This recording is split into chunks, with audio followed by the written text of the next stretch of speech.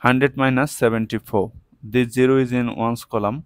This 0 is in tens column. This 1 is in hundreds column.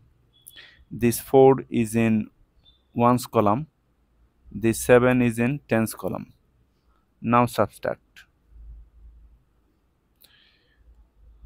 Take away 4 from 0. Actually, you can take away or subtract 4 from 0.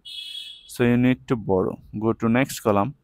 But in next column you have 0. So you need to you can borrow from 0. You need to go to next column. So here you have 100. If you borrow 100, then you will have 0, 100.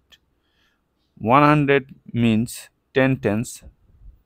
That is 100 become 10 tens in tens column. And now if you borrow just 110, then you will have 9 tens. And 110 equal to 10 ones. Now subtract. Take away 4 from 10, you will have 6. Take away 7 from 9, you will have 2. That is 26 is your answer.